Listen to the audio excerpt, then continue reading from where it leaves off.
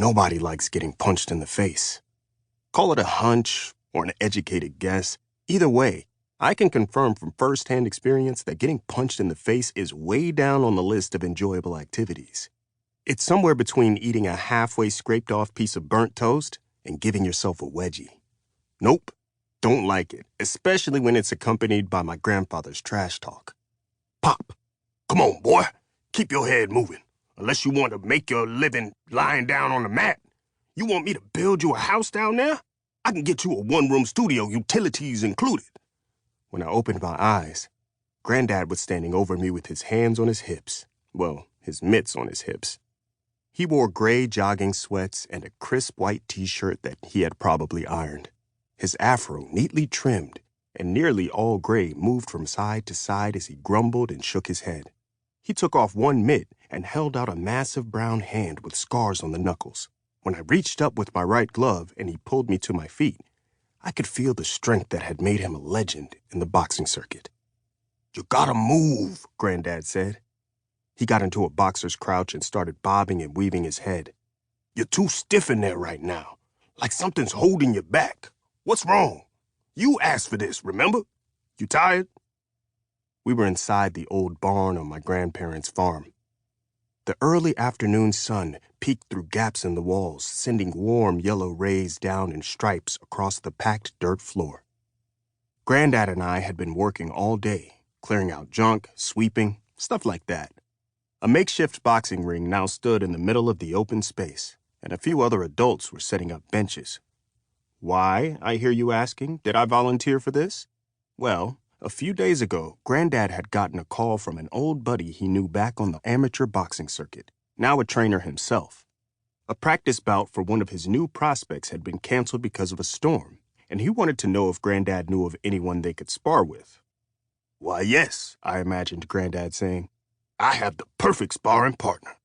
No, don't worry. He's up for the challenge." That, my friends, isn't volunteering.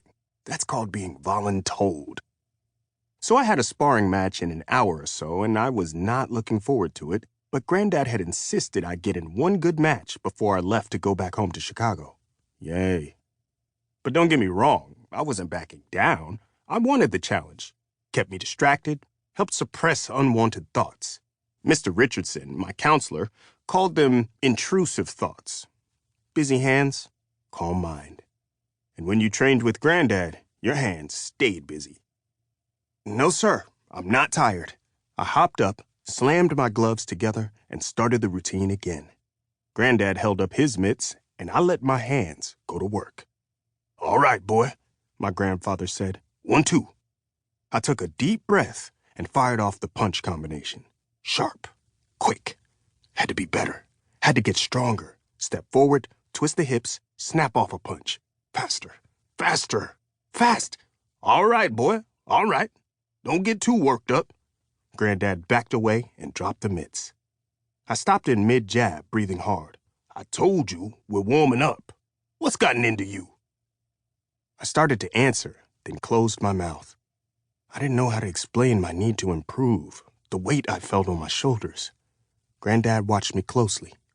"Take a deep breath. You sure you ain't tired? I heard you up late last night, then early this morning. You getting enough sleep?"